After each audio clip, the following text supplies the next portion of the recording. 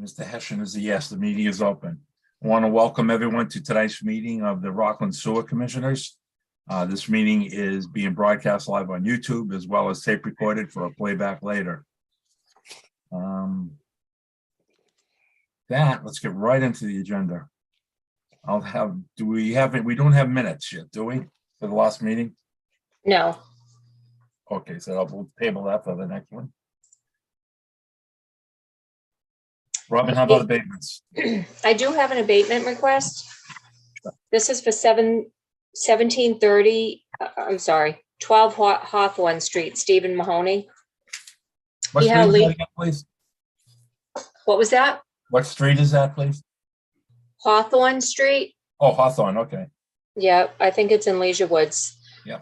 The water department was down there and they confirmed that the gentleman had a leak under his home. Holdley repaired the leaks and he supplied us with an invoice proving that he had it fixed. His usual consumption just brings him to the minimum. So I did all the research. It was 2 quarters that were affected. And the combined total abatement amount would be $243.99.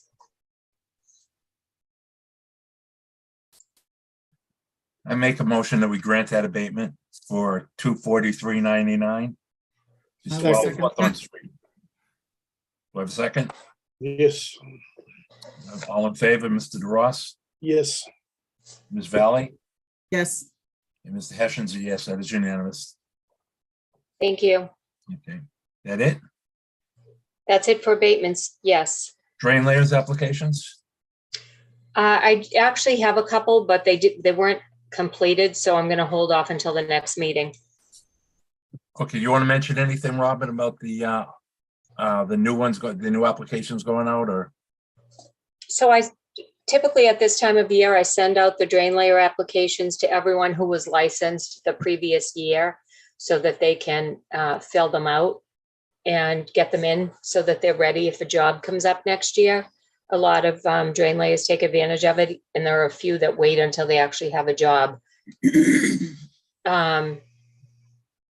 There were a couple of people that I did not send them out to, just because I think we should revisit their work, their workmanship really, and the word's not coming to me when they go and get someone who speaks for them. Right. I think we need to go revisit those. And I spoke with Robin on that, and I'm in complete agreement with her. So I think that's a good call. Okay. So typically, most of them get returned in January and then a few in February. So I'll have them ready to be approved at those 2 meetings. Robin, do you send those out digital or paper? I send them out paper because they have to send them back with a check and they have to give us the insurance forms. I don't care if they email in the insurance forms, but the form itself requires a signature and updated information. So I send them the hard copy. Thank you. There's probably 20 to 22 of them. So it's like, $11 or $12 in postage, and it's a small mailing. Small amount. Thanks. You're welcome. Okay, with that, new connections request. We've had a request from 258 Union Street to appear before the board. Is the applicant here? For 258? Yes, sent them the- a couple of people are from the applicant. Ben, I think the architect is here. Imad Zurain, the civil engineer. Okay, if I may, though, I want to just make sure it's clear to the applicant. This is not a hearing to establish a position on the waiting list. We understand. That is not done until we get formal drawings and Yes. we have something. All right, so please introduce yourself and tell us what you need. Go ahead, Ben. Yeah, I'm Ben Lee from Ben Lee Architects. I have been working with the owners, Mr. Haider Ali, and then we trying to develop a mixed-use project at 258 Union. We are proposing retail on the ground floor and approximately 56 bedrooms. So equates to almost 27 to 28 units mixed use for residential on that site. If Excuse I me, can, how many bedrooms 56 maximum. and how many It units? comes up about 6,000 gallons or something. All right, and how many units? Residential? 28. Okay. All right, I'm sorry, go ahead. Yeah, and on the ground floor, it's going to be retail space. There'll be two retail spaces, both going to be about 4,500 square feet retail spaces. So about 9,000 square feet of retail spaces. So if I can just share the screen, I can go through some of the slides that we want to show. Please do.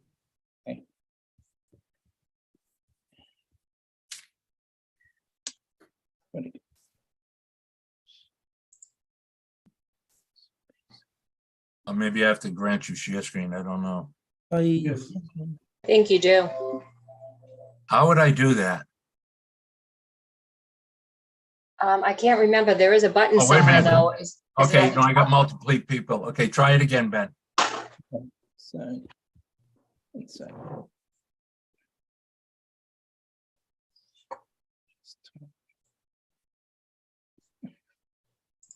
Getting.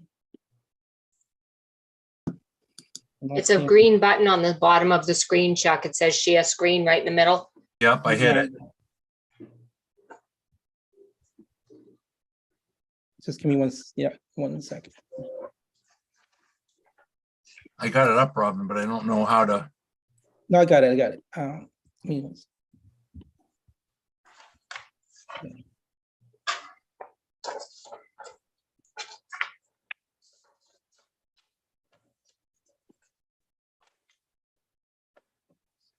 You have to plug into share an icon. Oh, there you go. Yeah. So this is a site plan. So maybe I will go through just a brief description of the project, and then Imad, the civil engineer, can actually go through the drainage and what we are proposing. So this is the next slides. Couple of slides going to be the underground parking. So there'll be 36 parking, 2 level of parking with 36 parking spots. This is the lower level. This is the upper level. This is the retail space on the ground floor that I was talking about. So you're going to have Union Street along the left side here, and then you have retail space on the bottom and the top. 2 means of egress with a service corridor. This is a typical floor plans. We are still, again, the number of bedrooms and the number of units will not change. We are still modifying based on the comments that we had with Mr. John Lucas back in October 26. We have some minor comments, very valuable comments from the planning group. So we are in the middle of adjusting the layout. But this is a typical floor plan, about 9 units showing here with 2 means of egress. This is the showing the elevation. This is the front elevation, again with retail on the bottom and 3-story of residential on top. This is the front. This is the rear. The site actually slopes quite dramatically, 12 feet from Union Street to the back of the site. So it's kind of lend itself pretty nicely to have a slope down, and then we could have a driveway, and this is where you enter into the parking. That's where you're going to go down to your 2-level parking garage. This is the 2-side elevation. So Union Street will be, I'm looking at the bottom one right now. This is the where the Union Street is. And it's, as I mentioned, it slopes down 12 feet down to the back of the site where it's going to be the driveway. And vice versa on the opposite side, it also slope. That's facing actually the town hall right now. The materials, are we looking at very readily available materials like masonry, maybe a rain screen on the ends, and with base, which is fiber cement material. So I'm gonna go back up to the site plan, and Imad can walk us through the drainage of the site. Good evening. Again, my name is Imad Zurain from Develop Zurain. I'm the civil engineer on this project. Currently, the site is occupied by a service garage, which probably have minimal, maybe one bathroom and minimum flow as far as sewer is concerned, and water consumption. So based on a proposal, we're looking at about 6,000 gallons of sewer generation and water need based on the number of bedrooms. Right now, we're looking at a connection to Garter Street sewer line that's currently existing. Reason we wanted to come before you unofficially is to just get an idea of, what do we need to do and how we get on the waiting list, and how long is the waiting list, and that kind of stuff. So some guidance, taking some guidance from you guys on the process and timelines. Have you been to planning in ZBA? We're in the process of putting the plans together to file with planning. Yes, we haven't filed, but we're in the process of developing the plans and the file. All right, you know that currently we're under sewer moratorium. Yes, that's why we wanted to come before you to understand, the moratorium, understand, is there any I&I study that's, there are funds we need to put in, to figure out what the process is and get some guidance from you guys. Well, we're hoping to lift that probably mid-year next year, 23. I see, okay. So once you get through planning, zoning, and all that, then come to us and we'll have a formal hearing and be glad to put you on a waiting list. Now, how long is the waiting list typically in your judgment? Right now, there's only one development that's on the waiting list as of yet. So Once we're able to remediate 68,000 gallons of I&I from repairs, we okay. plan on releasing another lot for consumption. So the town has its own treatment plant? Pardon me? Is the town has its own treatment plant, or where does the sewer go? We have our own treatment plant. So that's where the capacity problem is with the treatment plant in town. Okay. So there are identified I&I in the town? Somebody done a study for I&I? There is an I&I study that has been done. There's been I&I repair work that's been identified. Okay. There's currently a contract we're going to announce it tonight. A contract's being awarded for those repairs. Okay. That will hopefully to start the repair work as soon as the weather's permitting. That's promising. Okay. I mean, we'll be posting, I'll probably post something, once the contract is formally awarded and signed, we'll be putting up, probably a timeline on the department website. You can Okay. follow that, but, ZBA and planning will be made aware of it, a progress reports as we go along. Perfect. If the repairs, there are more drainage, more inflow from the drainage structures, or Well, there's a lot involved in it. I really don't want to go into the Okay, that's fine, details of that's it now. But all I can tell you is that for the benefit of yourself, as soon as you have your plans finalized, it would behoove you to come in, get on and have a formal hearing, present your Okay. plans to the board and get on that waiting list. Okay. Because it is the first come, first serve. I understand. Okay, we'll do that. So we'll push to get the planning reports filed and get the ball rolling in the next few weeks. Okay, thank you very much for your time. We appreciate the time you gave us. Thank you. Thank you.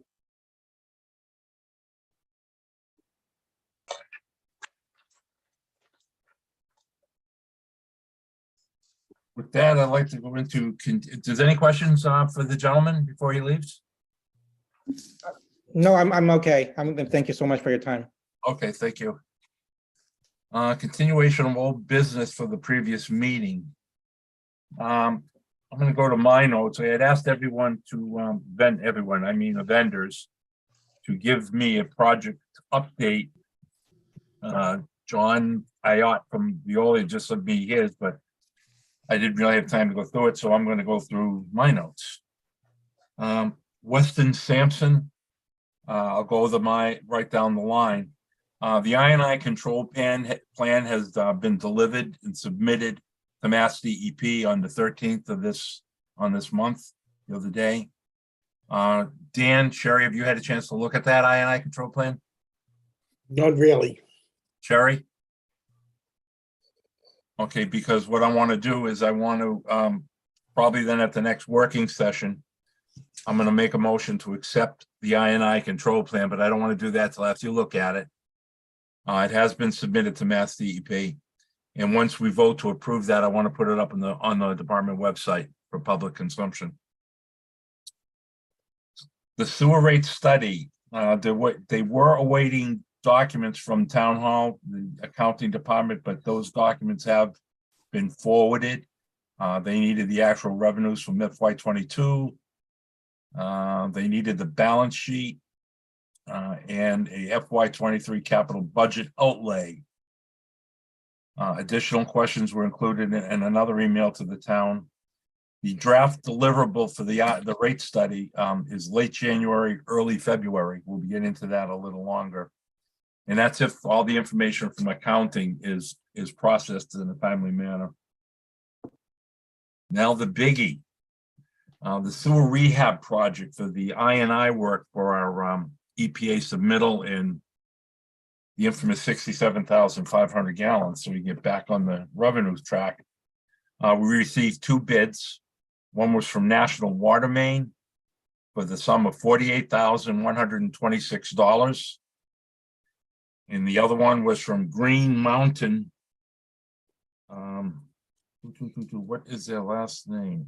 Piping. Green Mountain Piping. Green Mountain Pipeline Services for $260,260. With a delta of $178,000. So that's good for us. The way it is now is that we were contracted with Weston Sampson to take those bids, to tabulate them, to go through them, check the qualifications, give us a formal recommendation. They're going to be checking previous work.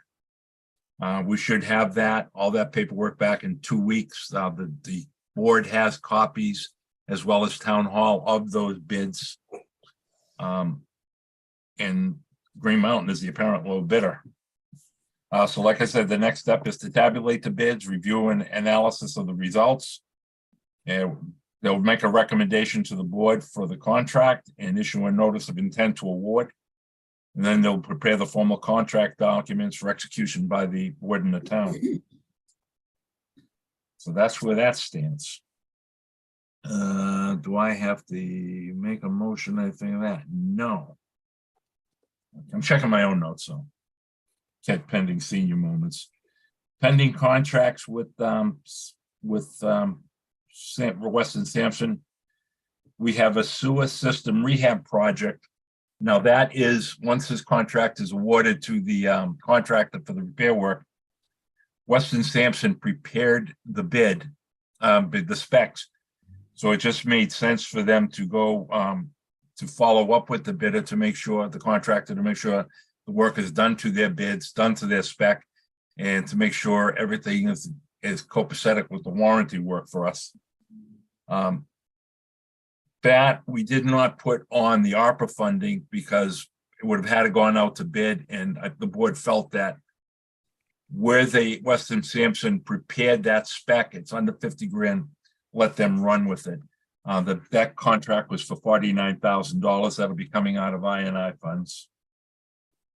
Again, that there is also one other contract that they have out there, and that's in the hands of Town Hall.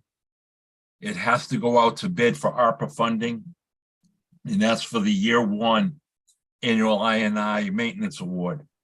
That bid will be to install meters around town to make sure the INI work was effective.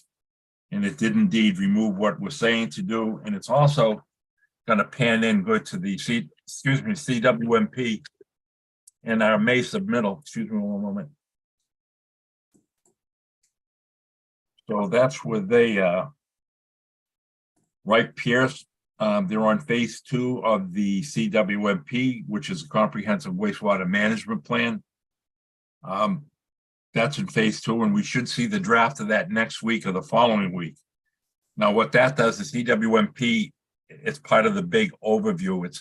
We have the facility study. The next step is the CWMP, which puts together all your needs and requirements projects it out over the next 30 years.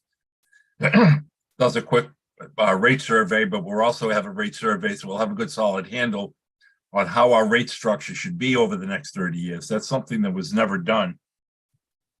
And the rates were always on a roll of the dice. So once that's in place, we'll have the CWMP, we have the facility study. You merge that into your design spec for a new facility, which we're going to get into a little later.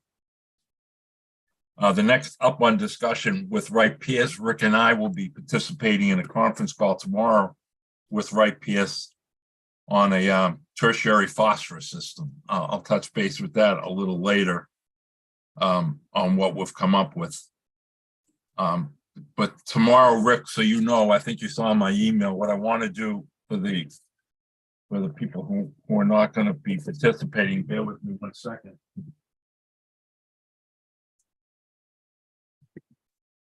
I gave them a list of items that I wanted to narrow down specifically because we're going to have to go to capital planning real quick on this.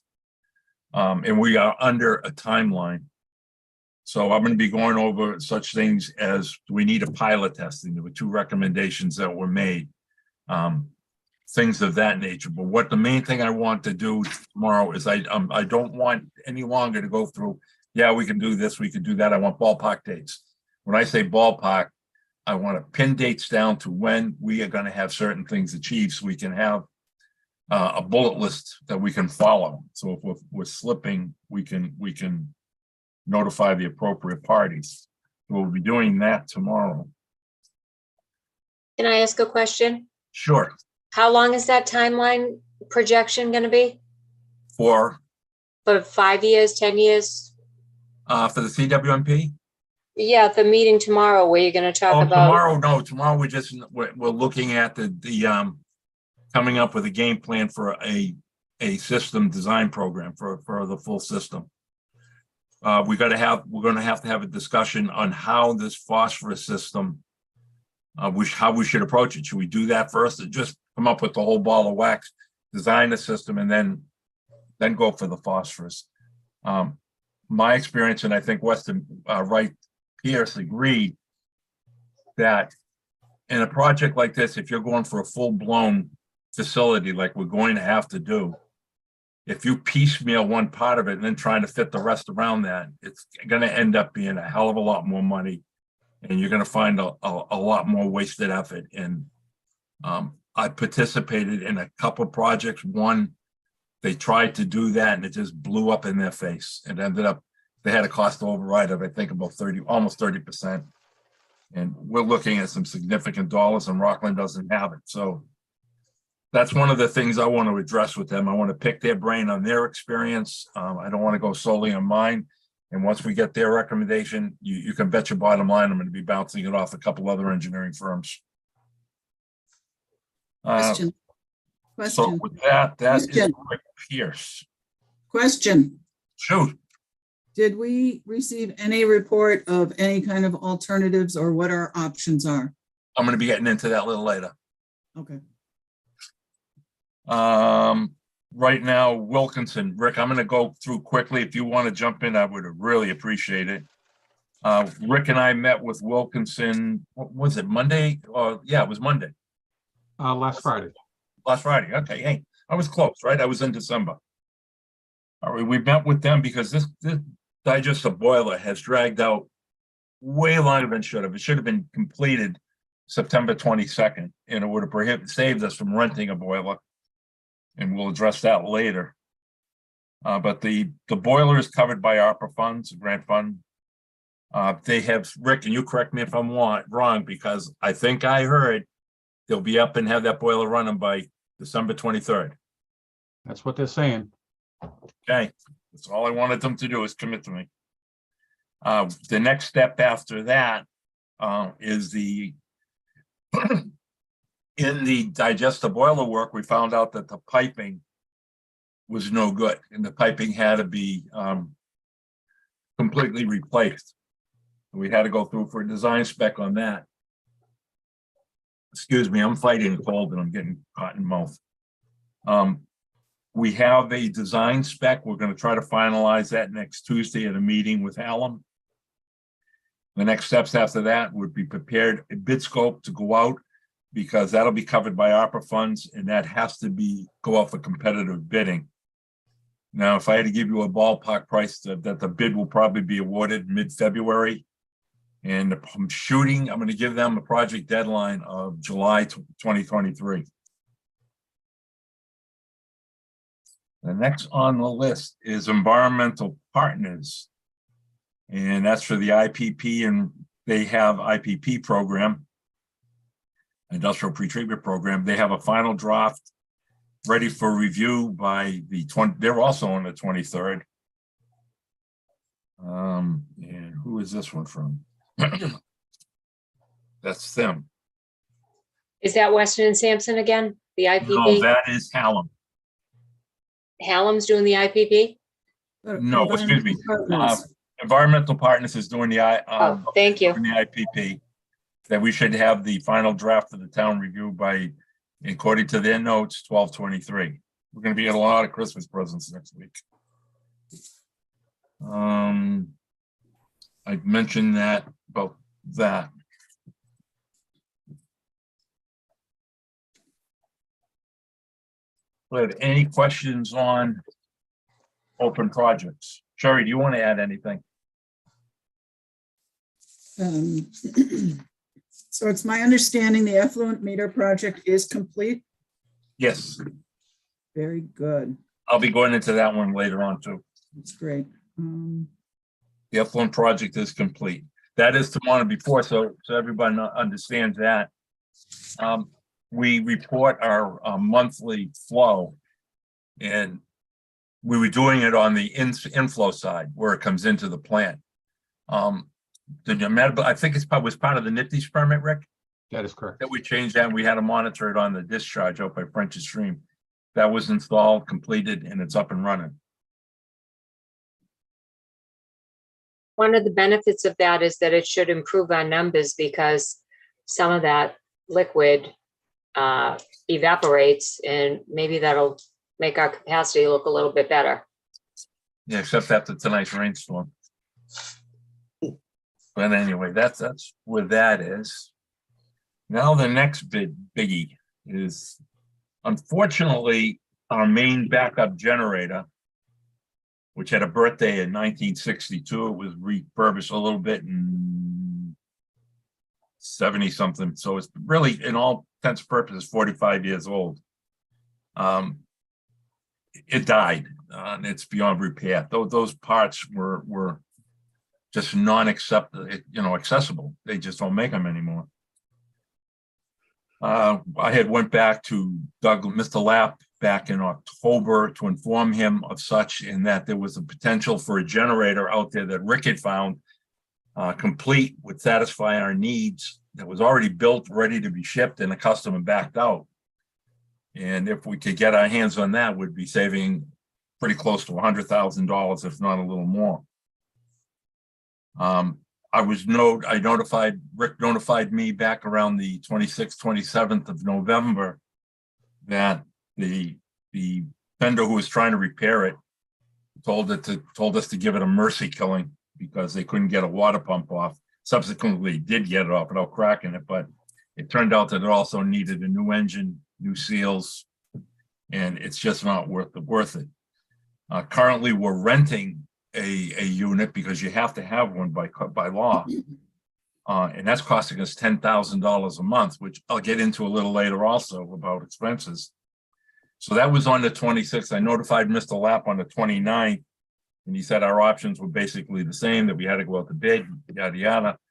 Well, Lori Childs, our liaison, notified me on the 30th that the opera funds are available and asked if I wanted to get on the agenda for the Board of Selectmen, which I jumped on. And the Board of Selectmen approved. And Lori, maybe you want to go into that. I don't want to screw that up. Can you mention what that approval does? They approved 200,000. Am I correct? Lori? Yeah, I was talking to Doug. It's possibly up to 500,000, but that we have to work it all out. Either way, it has to go to bid. My question about the generator is what you were speaking about before, anticipating a new sewer plant. Will this generator fit in with future plans? Oh, yeah. Very easily, because I was giving some thought, Rick, after the meeting. One of the questions that came up is, do we want to put that generator inside or outside? Now, my first shot would be, put it inside to protect it. But then this is me. I'm not going to get into your area of expertise, but if it were me, I'd say, you know what? Let's leave it outside till we get the plant designed. Who knows? We may want that space for something else. Besides, if it's outside, it's portable. We can always lift it and move it. But that's food for thought for you down the road. My main concern now is getting the spec up and running and out to bid. Yeah, Another so question? yeah, that's true. That's true. So real quick on that one, the reason why we were looking at putting it outside, because we knew we needed one, as quickly as possible. So that would have been the easy route. In fact, Chuck, it can go inside, but I believe you're probably looking at about 30 to 40,000 more additional dollars.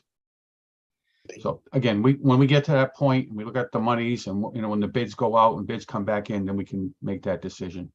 All right, but do me a favor, think it over and think it over with the big picture in mind, being the new facility. Okay. Lori, you on? Yeah, well, go ahead, Sherry, you had Well, one. I just want to add to the cost of the generator, any ancillary expenses. If you have it outside, you're gonna have to pour a concrete pad.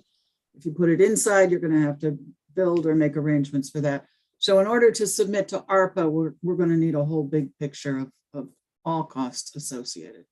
Well, Rick gave me a spec that pretty much covers the whole enchilada, the insulation and what have you.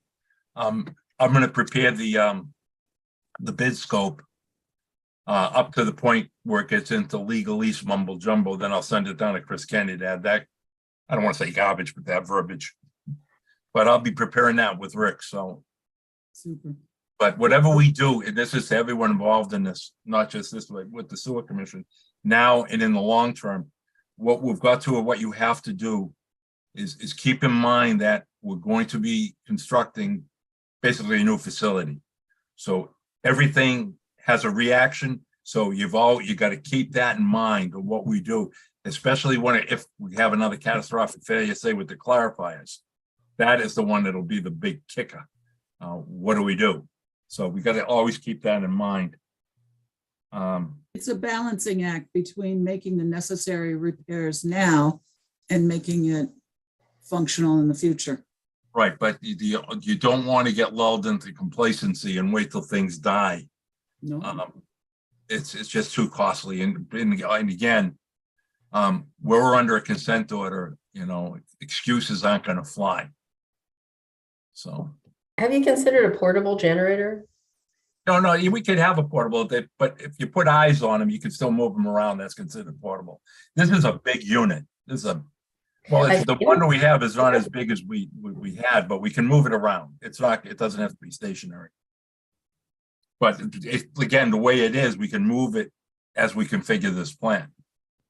And this new plant, is that the 50 million that had been brought up before to do a? It's a little more money, and I'll be going into that in a little bit too.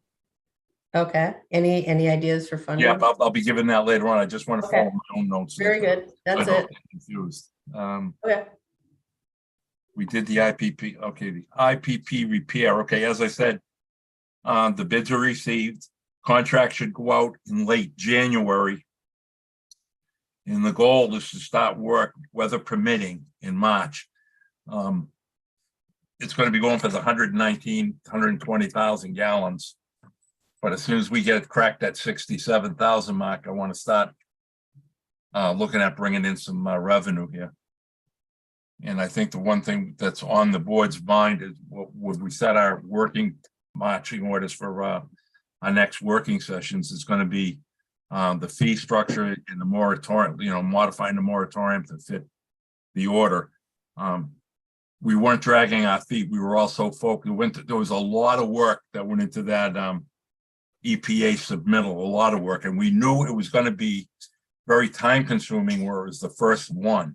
There was a lot of information that had to be pulled together.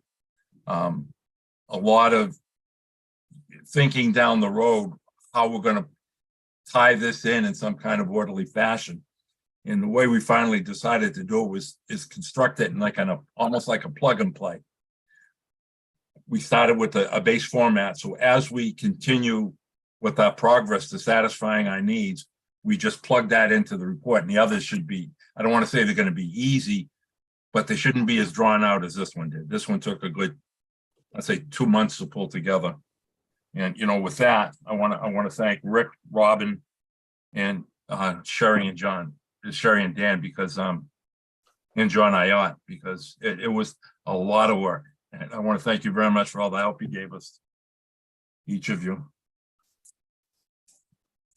Where are we now? Okay. I want to get into something now that our EPA and our NIPD's permit. I want to share something with you.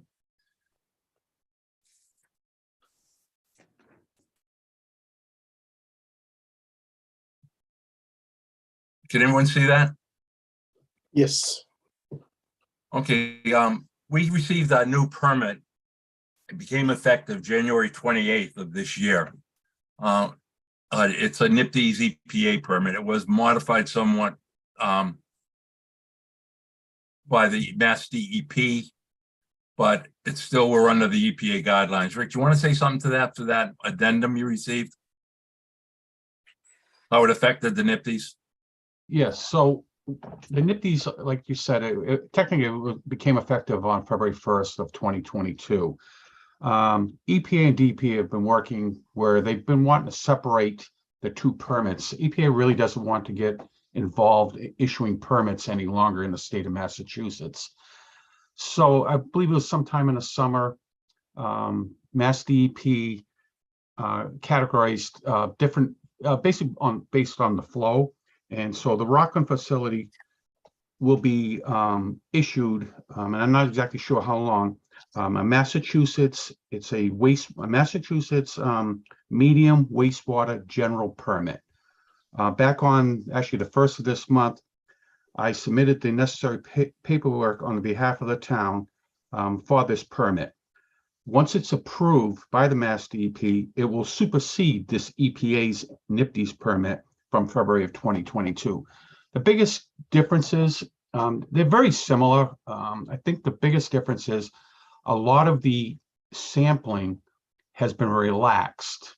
And what that means for the facility is, for example, we have to do pH right now at the facility 7 days a week. We have to do chlorine 7 days a week.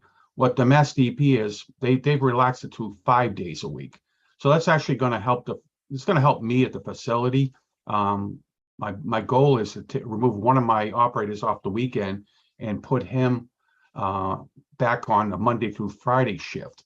And that'll give me more manpower to do other things that obviously we know are coming down the line. So that's really about it on the EPA permit. Chuck. Okay, thanks. But what I want to make sure everyone is aware of, it does not impact that consent order. So that's what I want everyone to pay attention to. Now we are under the directive of an EPA order. There is a docket number. It is up on the website. Now I want to go into this because these are the key deadlines that's still affecting us that we're under. One was the effluent flow meter that Sherry brought up. That was due by the 28th of next month. We've met that. It's complete. We have an E. coli compliance. And that's in process. That's going to be something to be worked out. And we should have some more information on that before the 28th of the month of January.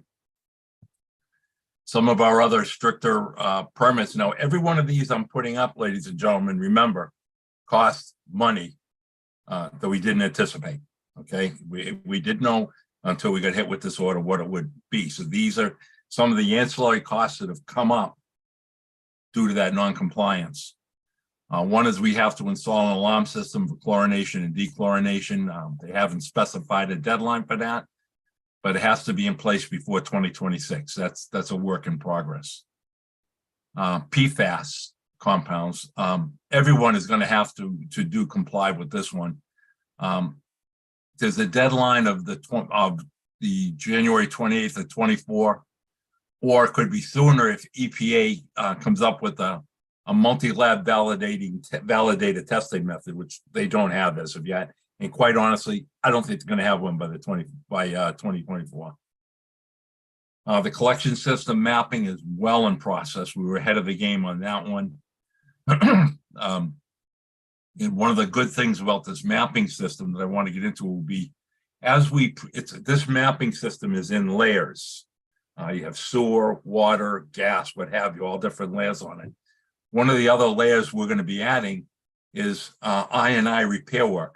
So as we complete I&I, there's going to be another layer to be going into that to show what areas of town have been done, what areas are left to be done, and we can update it as we go along. We have to develop a collection system, operation and maintenance plan. We're currently discussing the deadline of this with the EPA. They were pretty ambiguous on it.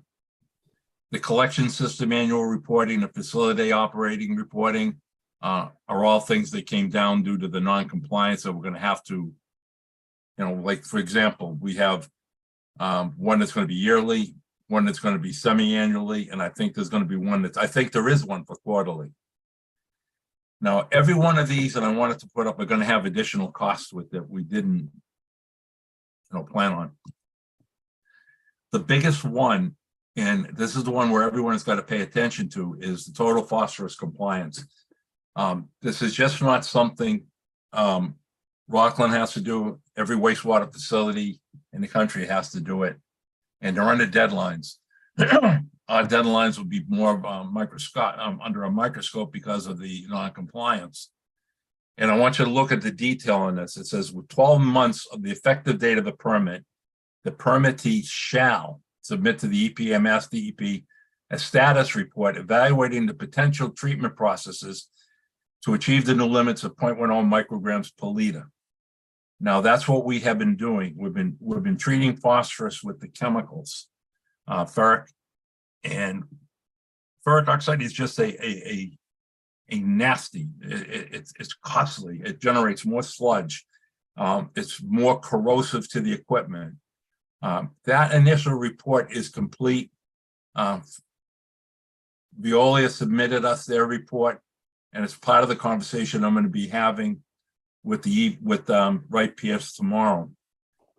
Now, bear in mind that was due next month. We're going to meet that. Every year after this, there's a deadline that has to be met. This one here was to evaluate what we're going to use. The one due in 2024 was to implement what we're going to use. And that means to complete any process changes necessary to achieve the new total phosphorus limit. That's not toilet paper, that's the total phosphorus. And submit a progress report to the EPA in detailing those changes. Now, it's important to realize it means complete any process changes. A tertiary treatment system is a secondary treatment system, much like a car wash. There's two things. You soap it, the tertiary system is you rinse it. Well, when they say complete any process, they mean have that process. We evaluated what we're going to do. That's the report that went in. Now implement. That means build it. That means house it. That means get the equipment. That means get the structure. That means get your ass in gear and get going. Those by 1/28/24, 1 year and 1 month from now, that means those changes had to be physically in place at the plant. So that deadline of 1/28/24, like I said, we've successfully met our permit limits, adding large quantities of chemicals, but we knew from the get-go that's not a long-term solution. It's a hit-or-miss process. We had a very dry summer, so you know what? It was pretty easy. If we have a wet one, it may not be that easy. Now, if everyone remembered the Wright Pierce facility report, they recommended in 2020 that a tertiary system be added to our current process. Well, I think we all agreed going into it that chemicals was not the answer. We're going to have to add another physical process to our treatment. Now, in 2020, that process for that tertiary system alone was $7.6 to $9 million. And if anyone wants to read the detail of this, it's in the facility report. This requirement is not a choice for Rockland. We have to add a tertiary system to be in compliance. What I have, and I'm going to be asking for, is to extend that deadline because it's just not realistic given our current situation. That's $7.6 to $9 million. I think you should add $1.5 million to each one of those figures based on COVID pricing, the cost of living increases, and EPA deadlines. Now, here is Lori and Sherry and Dan. Here's where it's going to get funky, and here's part of the meeting tomorrow. We're going to have to go to town meeting very soon for funding. To go for funding, I have to have this window narrowed down. We can't keep going into guesswork. And you could take it to the bank. The EPA don't want to hear you don't have the funds, but they will work on us for a short, and I think they will work on a short-term extension, but the requirement isn't going to go away. My hope is that I can pull enough data together to go for a 2-year extension on each of the dates. That would give us some breathing room to come up with funding in a plan. One part of this tertiary system, we have to do I'm going to say a bench test is a luxury. We may not to, but you're going to have to design that system. Then you're going to have to design a bid to go out to bid to construct that. If the town, and I'm just put this down so everyone can have an understand the gun that this board is under. If the town appropriated the funds of 2023 and began the design phase the next month, we would still need 3.5 years to complete. Now we're into 26. I think they would buy a 2-year, but I don't think they're going to buy us a 3 or longer. This phosphorus requirement is not a choice for Rockland. Even to meet the deadline with an extension, we have to allocate funds now to start. Now, I'm not going to be, and I told you so, but I've got a pretty good handle on wastewater facilities and costing. I hit the Wright Pierce figure right on the dollar almost at $50 million, and that was back in 2020. Now, I want you to remember that facility study that Wright Pierce did is only on the physical plant, where that plant is now. It does not take into consideration pump station failures. It does not take into consideration the infrastructure. I think that $50 million, by the time we get going, I am extremely comfortable saying that's going to be an $80 million upgrade easily. And because that $50 million was based on pre-COVID pricing, and we all know where that went, and we all know what the cost of living went. So the funding we're going to have to come up with immediately is to conduct a pilot bench test. That bench test is going to have to be done between now and May. We're going to need funds to come up with a preliminary design for a tertiary system. That's going to be expensive, a design like that. We're going to need funds to prepare the bid scope because it's going to be too technical for this to be done in-house. You need a good, solid engineering firm to do this. Coupled with, another reason you want this done by an engineering firm is for the long-term liabilities. You don't want to have that designed by Larry and Curley and find out that you're going to have a spill in 2028 and the town of Rockland is owned by Mary Smith. So I'm saying this funding is going to be in place so we can, if we're going to meet any kinds of these deadlines, we got to be able to move on this by 2025. And I think that this one here is what we got to focus on in this conversation. As I said in the beginning, to go into a construction phase of a technical system such as this, if you approach it saying, oh, we're going to just go after phosphorus, or we're going to go after what have you, or the clarifiers, it's just going to, the cost will bite you in the ass. It's just going to come back and get it. So we need to have some kind of plan in place by the end of May of 2023 for our EPA submittal to tell them, here's what we're going to do if we're even going to come close to meeting 2026. Now, the big key is right here. Where does this all fit in with other plans of Rockland's? Rockland is not a rich town. Everyone's saying, oh, there's grants available for sewer, but grants are not going to pay 100% of this. This is going to have a hit on the taxpayer. Everyone in town knows that, and I'm not taking shots, so please don't anyone pin that. I am town meeting. I'm going to let my voice be heard that there are other needs to be met. And I'm up in the air on this next one, the fire station. Do we need it? Hell, I want those guys safe too. But it's just like your house. You got to plan. What are we going to do? And someone's going to have to make these decisions. The voters going to have some tough calls in front of them. All we can do is say, here it is. Here's why you need it. You don't want it. Well, we got to move on. Chuck, Now, based on all this, I don't think it left us with any choice on a user fee increase. There's a rate study coming up. The CDOMP is going to do that. Now, the one thing this rate study is going to do is going to project rates where we should be for the next 30 years. Well, we got a lot of catching up to do. And we're suggesting an increase now rather than one big hit in July of 23, which we'll get into. Does anyone have any questions on what I just put up? Chuck, I have a quick question. Sure. Okay. Want me to back up? Nope, stay right there. According to the NIPD's or the EPA report, technically by April of 2025, the system must be up and running, not construction. So that therefore, like you were talking earlier, you're definitely going to have to go for an extension. No, I know That's that, the but way the permit currently reads. April. What I'm doing is I'm going through what the initial Right. EPA order met. Right.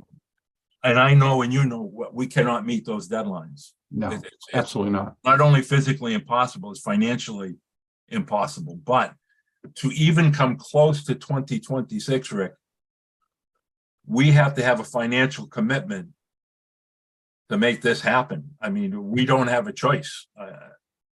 If I don't want the EPA taking over. Right. Absolutely. I have a So any other question. questions on this? Yeah, Laurie.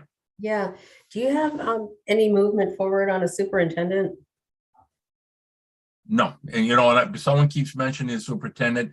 I want to point out that the sewer department is the same boat as 10 other openings in town. Nobody is applying. And the board is going to be meeting to talk about this really in depth in January. This may change the whole ball game on the requirements for superintendent. This is going to be a highly technical matter. Is there a way to get an interim superintendent Well, in? Laurie, what do you think we've been doing for the Laurie, last no 2 one's- months? Go ahead, Sherry. We don't have any applicants. Okay. Are there other ways of approaching people rather than That's waiting for going to be applicants? that's our January discussion. Yep. Okay. And I have spoke with Stacy about different medium to advertise in, but just look at the other department. They still can't find a planner. They still can't find a We've got applicants for planners, so we're just not gonna. we don't have any applicants in any of You're the ahead. wastewater treatment plants. Even look at Rick can't get help. Mhm. Okay. Has anyone else got any questions on these slides? Chuck, could you put that last slide back up? The various stages you were talking about with the bench test and the planning and so forth. That's all part of tomorrow's meeting. Correct? Right. what I want to do is I want to find out, I want to know, I want them to tell us, they've had the experience in doing this in the past. What do they need? How much time does the average place need for a bench test? How much time does the average need to design, bid? I need a timeline. Once I get that, you know, and I don't mean the May 26th, I need, how many months, how many weeks do I need? And then we'll backfill that into a schedule. Thank you. Stop share.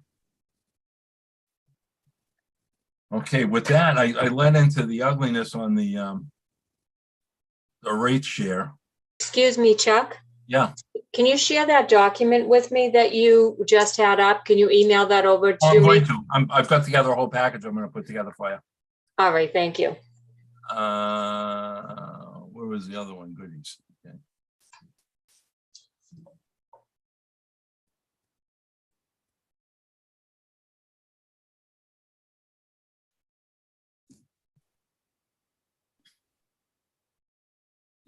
Okay, now, based on what we've had, and I put a little blurb up on Facebook to try to give a heads up. As it stands now, and Sherry, I may ask you to go into a little more detail. It looks like we're running 15% under what we need for budget. Am I correct? That would be accurate, yes. All right, now you got to look at a couple things. I'm not beating a dead horse on this. But you know, you got to realize that we've been lax in going up on our rate increases. If you remember, the former town accountant Biz came up last year and said we've lost $1 million in the last 10 years. If you went back, it's to 2007, 2005, it's double that. And that coupled with the fact that we never went up on development fees since 2004. We did a radical adjustment in 20 and again in 21. And our current user rate is $5.93. My ballpark, my guesstimate is this rate study to bring us into just where we should be right now is going to be in the vicinity of 25%. With no revenue coming in, I don't think we can wait, and this is something the board is going to have to vote on. I don't want to be the only voice. We're going to need some kind of rate. My feeling is we're going to need some kind of rate adjustment.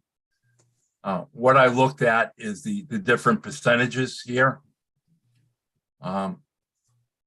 Looking at just taking haphazard numbers and putting them in, anything less than 12% is not going to work. I think honestly, we should look at a 15% increase. We could always say no and just, you know, if it comes down to 25 or 35% in July, that's what it is. But I think this 15% is a good midpoint that'll take some of the pressure off the people. The other thing we have to look at is, Robin, please jump in. We have a base rate of 30. It's actually a minimum charge, not a base rate. Okay, We have a basic user fee of $10 per quarter, and we have a minimum of $35 per quarter right now, and that's based on the 5.93 per 100 cubic feet. If you don't meet $35, we raise you up to that. That's the minimum amount. And then the $10 gets added, so the actual minimum bill is $45. If I went with 15%, it'd be 45. No, what I'm saying is currently the minimum bill is 45 because we bring your consumption up to $35 and we add the $10 per quarter basic user fee. So the smallest bill that anyone receives is for $45 per quarter.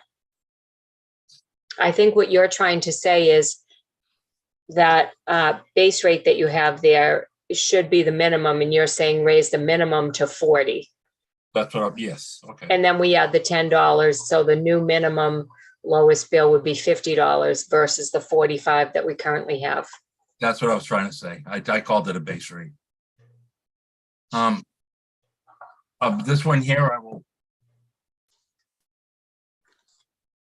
stop sharing. Anybody can jump in at this point and wants to discuss it. Sherry, you want to start it? So I think that's a good place to start. I would also suggest that we look at some of the development fees and start looking at those for an increase as well. I wouldn't want to put this increase on the residents only. No, I had no intention of doing that, but what I missed, I said that wrong. With a moratorium on in place now, I didn't see any sense to hit the developer fees right now, because there's going to be no development until at least July. So we have time to talk about that on our working sessions. I know we're going to have to go up in development fees if we're going to meet those I&I demands. So, but right now, I just want to, if we vote on this tonight, we can implement this in January. And I would. What I'm looking at is I'm desperately trying to reach out for some kind of revenue. And I don't want to put the burden on the users, but I've tried to emphasize what this consent order is additional costs. Well, those costs have to come from somewhere. And please remember, the sewer department does not receive taxpayer funds. The sewer department is funded solely by the revenues it collects from the users and new developments. And right now, we have no new development coming in. Right, but we do have applicants coming in. We just. Oh, had one absolutely, today. yes. And that's why we need to have that increase in place now rather than later. There is a moratorium, which means they're not going to be able to connect. But if they were making the application, then the fees need to be in place. Or we Right, but change when the fees are effective, one or the other. But with applicants coming in now, even with the moratorium, we need to have the development fee structure in place. So I'd like to see. I think that's what we agreed to put on the agenda for the working sessions, hit them starting in January. Do you mind if I say something as well? Sure. So the development fees and the I&I remediation fees are going into revolving accounts. They're not going to fund the bottom line of the budget. Only the sewer rate users fund the budget for the following year. That's why it's important to have the discussion about raising the sewer rate users. Yes, I agree. But that doesn't mean that we table the development fees. No, I agree with you as well. The residents understand that, they're not carrying the whole weight either.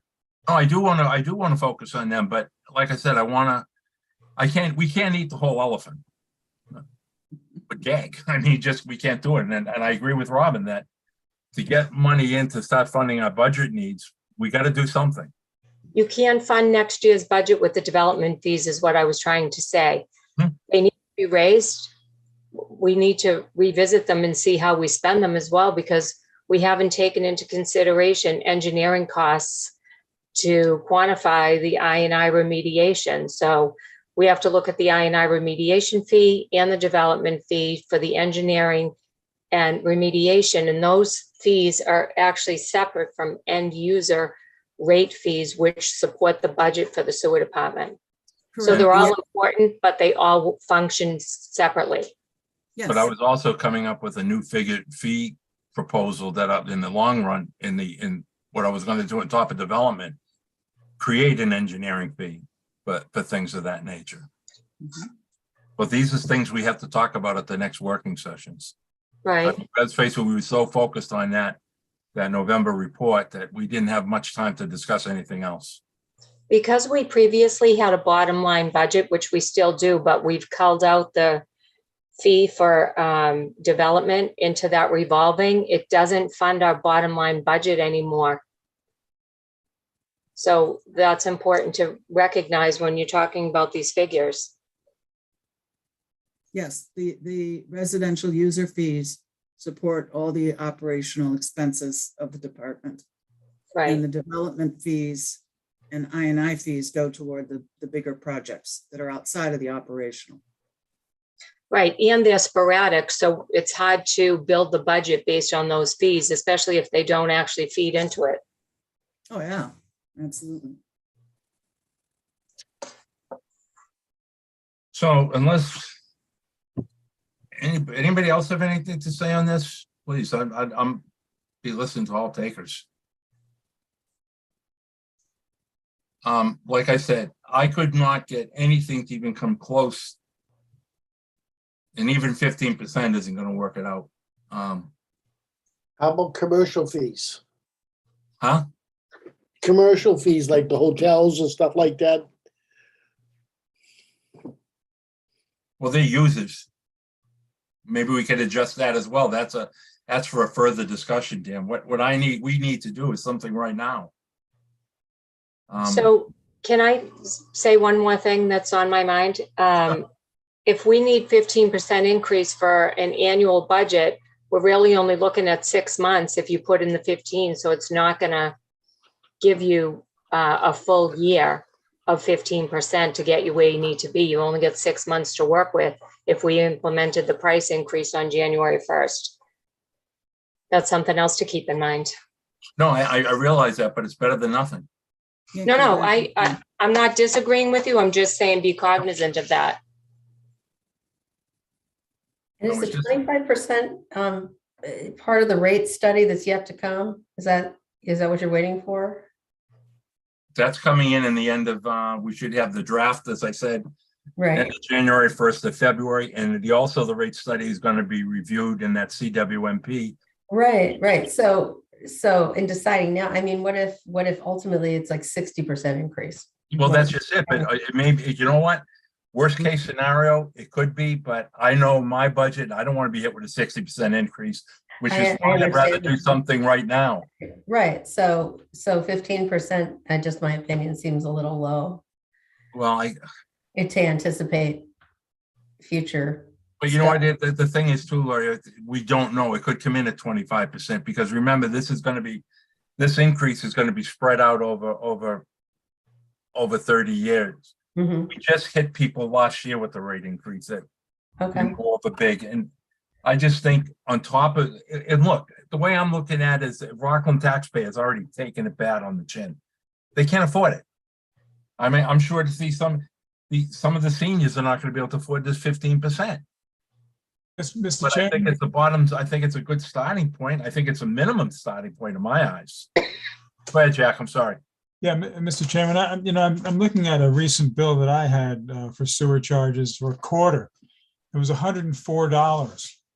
I mean, a 15% increase is not a lot, okay, on a quarterly basis. I think if people in town are educated or informed of the problems, they're going to understand. I mean, even going higher than that, I'm not sure what the average sewer charge is, but if it compared to mine, $15 or $20 a quarter is not a big hit. Like I said, I am trying to look at the big picture of all the hits people got coming in their daily lives. I'll tell you where my first shot was, and I think I rocked Dan with it and Cherry at the meeting. I was looking at a 25% initial. But you say 25%, and the average citizen in Rockland is going to go, whoa. Well, no, you have to say it in dollars. I mean, if you're saying 15%, 15% could be a big number. 15%, so you know what I'm talking about is 89 cents. Okay, but what's the dollar amount someone's going to be hit with? What's the average dollar amount? In my case, you're talking $15 a quarter. Which is $5 a month. Right, that's not a lot. That's I doable. realize that everybody's got to face the inflation costs and the gasoline costs and the oil costs, and yes, we're all getting hit. But if people understand, if they're informed of what's going on. Well, that's what I think tried to do $1 with that presentation, to show them all the different costs that we're getting hit with. Hmm. If it wasn't for the opera fund, we would have been closing the doors. Listen, I am open to anything. Like I said, I started getting cold feet. I'll admit it. When I said I was going to propose a 25%, I said, okay, 2 to 15. But Dan, Sherry, talk to me, help me out. What do you feel? You've heard Jack, you've heard Lori. We have to do something. We have to do something. I understand it. We're going to do something tonight. agreed. That's why it's on the agenda. We have to do something tonight. And I was hoping by putting on Facebook would have more participants. I'll go right down the line. Mr. Ellett, I'm gonna go as my screen showed. Mr. Ellett, do you have any comments on it? 1, 2, 3. You're up, John. Kim Hey, Kwong. Oh, I think Jack's right. I think if you need to raise the rates to keep things running, you have to raise the rates to keep things running. So I wouldn't be too, I mean, the difference between 15%, 20%, it's people are going to be pissed off either way. So you might as well ask what you really need rather than try to sugarcoat it. I guess that's Okay, my well, quick 2 just so you cents. know, So if we go up to 25% where I started with it, it's almost $1.50. I mean, like I said, if you're gonna piss people off either way, so you might as well ask for what you really need. And the rates really haven't been raised to substantially in years. Last year, we raised it $1, which was Yeah, 20%. And we really needed it and it wasn't enough. Right, so. Kim Kwong, you have any input? Oh, how about Nancy Canny? You have anything to say? Yeah, I mean, I share Jack Ward's opinion. I think it's in reality, it's not a whole lot of extra money for people. And I think that, you know, I know people that are on the MWRA sewer system and they pay a heck of a lot of money for their sewer portion of their bill. So, and I think what John said about, you know, maybe asking for what we really need instead of shortchanging ourselves might be a good way to go. I mean, we're in dire shape, and I think I don't know if the townspeople are fully aware of it. I'm guessing that they're not. Well, you know, that's the frustrating part. I mean, this board has been more than transparent. I mean, we've been trying to drill this through people since 2020. Right. I know, I hear you. Um, I'd also like to just add, I am so impressed by the amount of work you and your board puts in on this. I mean, you guys work so much for nothing. I mean, it looks to me like it's more than a full-time job for you guys. And I kudos to you all. you know, thank you very much. It's nice to hear. Steph, really, thank you very much. You're welcome. You deserve it, all of you. Thank you. All right, now it still brings us back to the unpleasantries. Talk to me percentage. 25% is $1.48. 25%. Now, are you looking Brings at us to changing? 741. The minimum from 593 to 791. Now again, I'd go the 25%. Mhm. now again, remember, It might this be is going up probably only, to $6 from now. okay, remember, this is probably only the first shot at it. That rate study is going to tell us different. I know it is. So we could implement that now, which is better than nothing. And then I think we should dedicate a meeting and have Wright Pierce and Weston Sampson come in and tell everyone what went into that rate study, how they arrived at those figures. And rather than leave it to us to stammer around, we paid them the big bucks, let them explain to why we got to do it. But with that, I'll take a motion then for a 25% increase in the user fees. I'll make the motion. Do I have a second? I will second that. I have a motion and a second for a 25% increase to go from $5.93 to $7.41. That's an increase of $1.48. All in favor, Mr. DeRoss, Yes. Ms. Valley, Yes, Mr. Hessians, yes, that is unanimous. A 25% increase effective January 1. How, excuse me, can I ask you a question?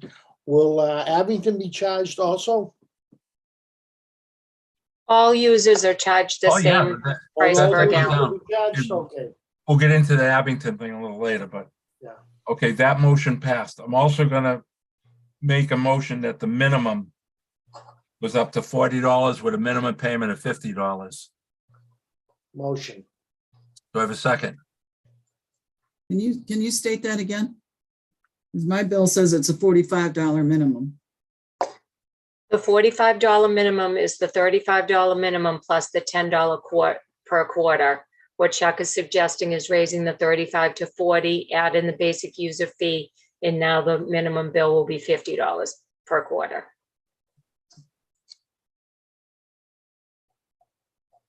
Any more questions? Nope. Do I have a motion do I have a motion for that? Yes, Do I have a second?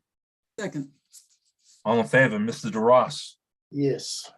Ms. Valley, yes. Mr. Hessian, yes, that's unanimous. I will publish the address of the other commissioners. You can burn them out later. Okay, with that stated.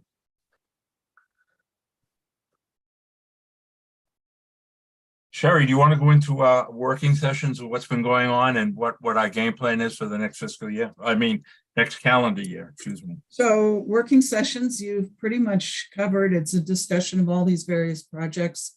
Sometimes the vendors are there, other times it's just a review of what's on the table. Looking up for next year, as we mentioned in January, we're going to address the superintendent's position and see what our options might be. I'm hoping to have an in-depth meeting for accounting. As you know, it's budget season. The preliminary budget was submitted. I'd like to go over that, talk about any changes we might need. We're still waiting for some revenue figures from accounting, so that might make a difference. And then I think moving on from that, we're going to be looking at some just general procedures.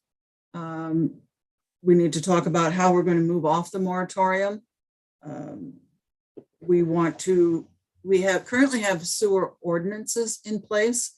Any change to that ordinance requires a vote at town meeting. So the board has been working to change that to a rules and regulations, which would make it a little more efficient for the board and just normal operating fashion. So that will also have to go to town meeting for a vote. But there are a lot of things, there are items in that ordinance that we would like to adjust to keep up with what's happening in today's world, but you can't without going to a town meeting. So this would just make the whole process much more efficient. And then there's the website redesign. We had a good session on that and we want to go over that and get that cleaned up. So we have some, from my perspective, some interesting things coming up. Yep. And that's our working sessions. Hey, Just about every week, about 2 hours. Public is invited. Come on by. It's down at the plant. Dan brings the coffee. With that, we'll turn it over to Rick. Rick, I hope we didn't steal too much of your thunder going through all that other. No, it's well, mostly you did, but that's okay. Just a couple things, it's so critical. I mean, sitting back and listening to the board and everyone, talking about the flow, the I&I, it's critical that we remove it and as quickly as possible. For November, we had a great month, 2.3 MGD, about 3 inches of rain. But unfortunately for December, we've had a lot of rain and we're averaging right now about 2.7. So 15 days in, unfortunately, I've just got this gut feeling. Whoa. I saw it this morning. It was 3.1 for a while there, dude. Yeah, but that's right. And that's a peak. So, but the monthly average right now, we're averaging right around 2.7. So I'm looking nervous good for about tonight. December. Yeah, it's supposed to rain heavy tonight, right? Who's got the beeper? Rick, can I ask you a question? When you look Sure. at that monthly flow, are you looking at the influent meter or the effluent meter? So right now, Sherry, per the NIPD's permit, we're still looking at the influent flow meter. Okay. The Have we seen if there's much difference between the two? not much. It's been, a little, and it varies day to day.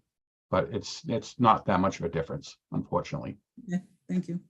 I wonder if we'll see a bigger difference during rain events, though. And yeah, that's true. Like I said, we started up, we're not recording any of the effluent numbers yet in these, because just trying to get some raw data to see where what the true numbers are going to be. Oh, can I give you a hint?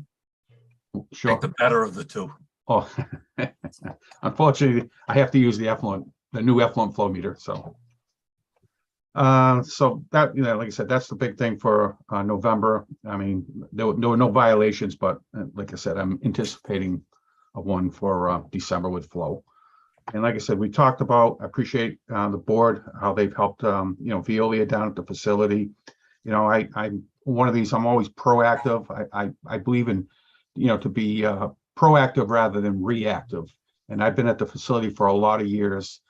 And like we've talked in previous meetings, it's just, the facility is just getting old, and a lot of the Band-Aids that we put on the facility throughout the different areas of the plant, the Band-Aids just aren't holding any longer, and it's come to the point where, we unfortunately are going to have to look at a major upgrade at the plant, like you were discussing earlier, Chuck. I think it's beyond the point of, it's just so hard to explain unless you really came down and took a look at it and look what's transpired over the years. It's how we got to this point. And one of the things I want to keep saying is when you get down to the finances, developers are not going to be the answers. If we had started out from day one years ago using the development fees should be for maintenance and upkeep on your collection system. It shouldn't really have to go to the facility. Your facilities in your budget, your line item budget. That's where they went awry. And developers at this stage of the game is not going to dig us out of that hole. We've got to come up with a break-even point and then say, okay, we're going to depend on development figures to take us from there. Go ahead, Rick. I'm sorry. Yeah, no problem. And like you had pointed out earlier, we are in compliance with the current NIPD's permit. I strongly believe I'd seen you had a number in there for 2026. I think it was for the chlorine and the dechlorination alarms. I'm currently working on that right now, and I'm anticipating that being up and running actually by February of 2023. So yeah, but they haven't given us a deadline on that. That's why they did not. But I was proactive again, rather than reactive, and that system will be up and running with all the alarms and bells and whistles by February 1st. Well, that's cool because with that'll just look good in our semi-annual report. Absolutely. Just a key in that we're being proactive. We're not taking it lightly. Absolutely. So everything else you touched on earlier, the digester boilers, and the other generator update. As far as the pilot study, that would have to get done. And I know we have the meeting tomorrow with Ray Pierce. That I would anticipate them stating that we should get that done April of 2023, because that is when our permit of 0.2 will start again in 4 months. So I'm definitely assuming that they'll want to get a pilot study of some sort going this summer, or actually early spring.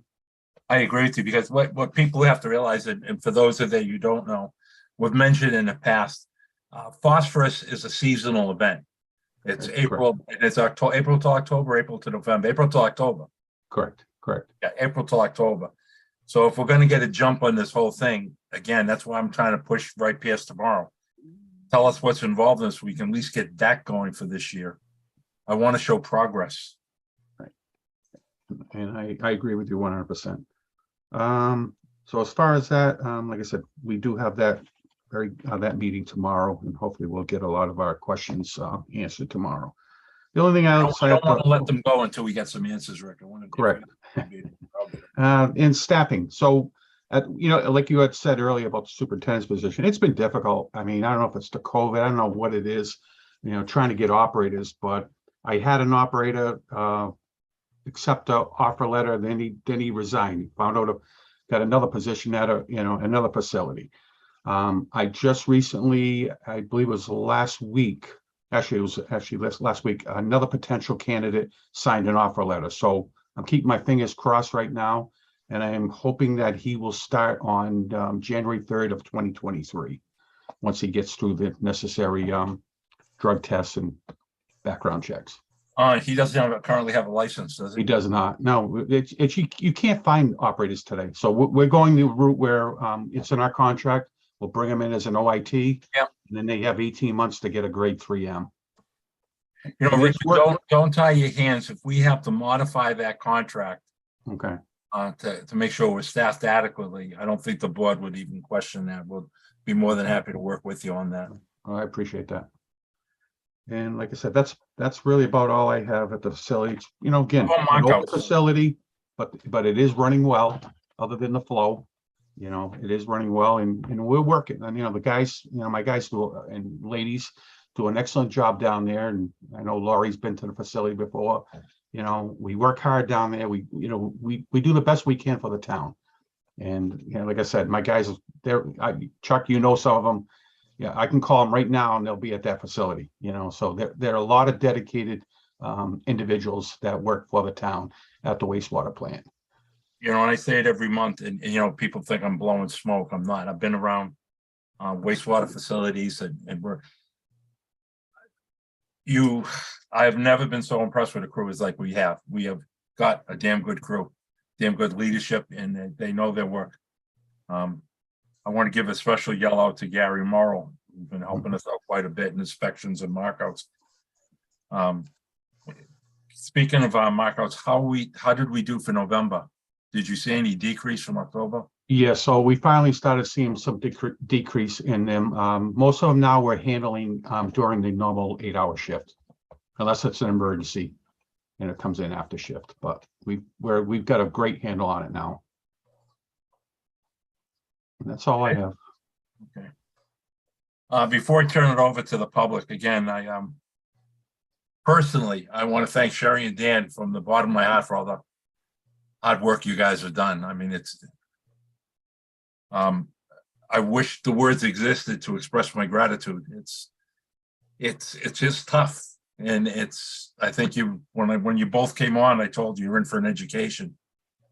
And I think you gotten that, but don't think for 1 minute if I ask you for something that's not appreciative. It's not appreciative, because I really do.